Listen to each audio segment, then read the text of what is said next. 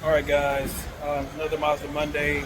Unfortunately, I had another video planned, but my tools got stolen the other day when I was changing out my spark plugs on my scooter.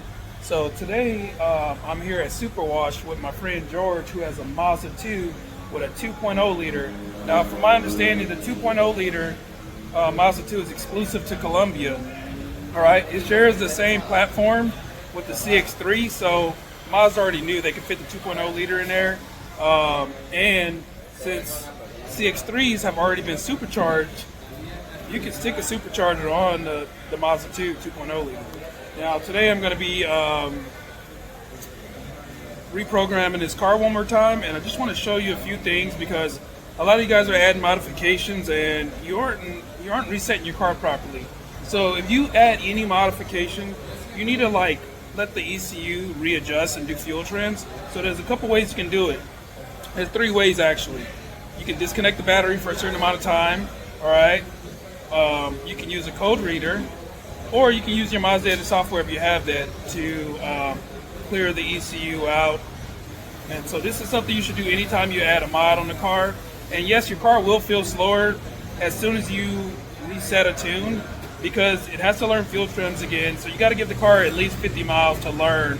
If you just flash a tune on a car and gun it immediately, the car is not going to feel as fast because it has to ramp up ignition timing and make sure it does the safety checks. So we're going to go ahead and I'm going to recalibrate its tune, and then we're going to flash it, and I'm going to show you the three ways to reset your car, because that's what you guys should be doing every time you add a part. Alright, obviously the easiest way and the cheapest way to reset your ECU if you add a mod on there is just to disconnect the negative battery terminal. So you come here and you just disconnect this. And what I like to do is, after I disconnect it, probably dangerous for some of you guys if you don't have control, but I'll take this off, and then after I disconnect it for a while, I'll take this off, and then I'll touch this terminal to this one to discharge it fully. Because sometimes, because of the extra electronics we add, there's like residual charge in the capacitors. So I like to touch the negative and the positive ground together, or not grounds, but the terminals together, and discharge it fully to reset everything. Alright, so that's the first way to do it. The second way to do it, the second least expensive way to do it, is to have a code reader. So this was $20 at Walmart. Alright, $20 guys. And this thing can read codes. It can clear codes if obviously the code isn't something that's going to be going to come back, like a permanent code. But this is the second way to reset your ECU. You just clear the trouble codes, the diagnostic codes, and this will also reset the ECU. So this is another way you can do it besides using a battery. You just plug this in and clear all your DTCs. Alright, so we're inside of his Mazda 2, and I'm going to plug my OBD2 diagnostic tool in to reset his tune.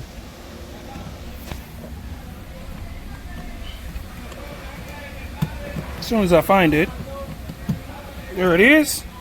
And then we're going to turn on the car. And this is how we reset the car. So I'm going to go right in here. It's very simple. So if you want, buy one of these.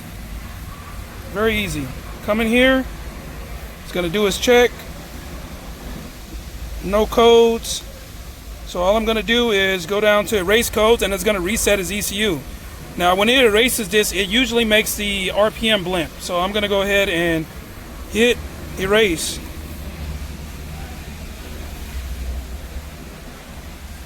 Oh, are you sure? I'm going to hit yes.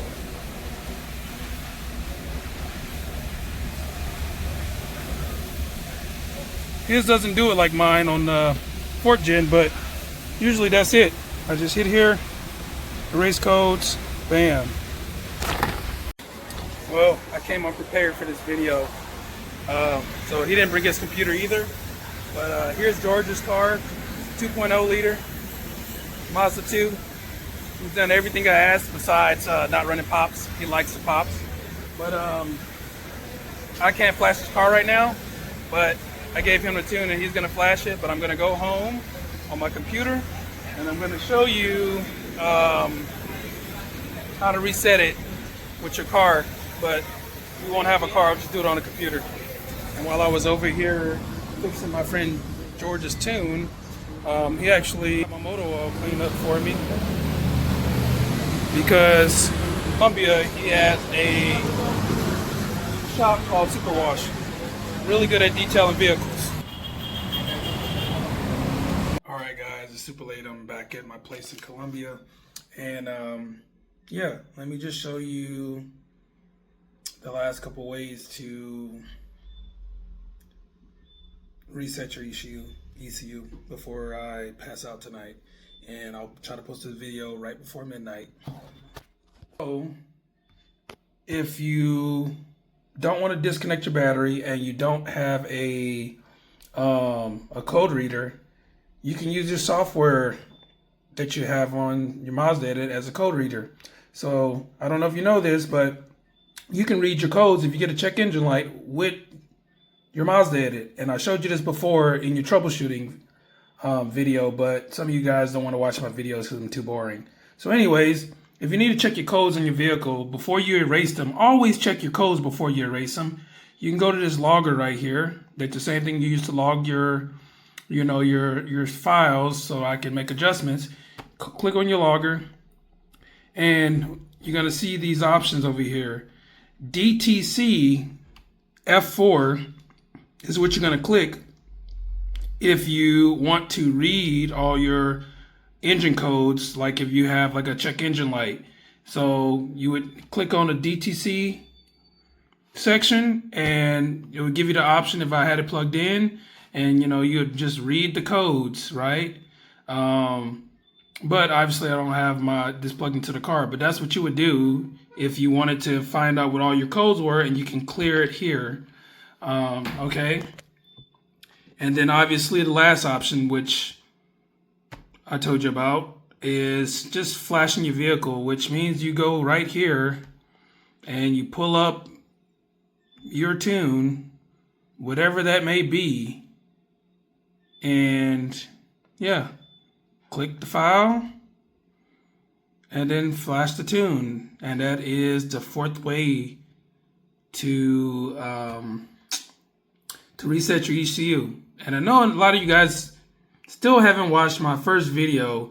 When you get to the end of your flash tune and it says like can't clear DTC, that's normal, guys. So don't worry about that. We don't have full access to the ECUs. And that's all for today. I'll have a better and more interesting video next week.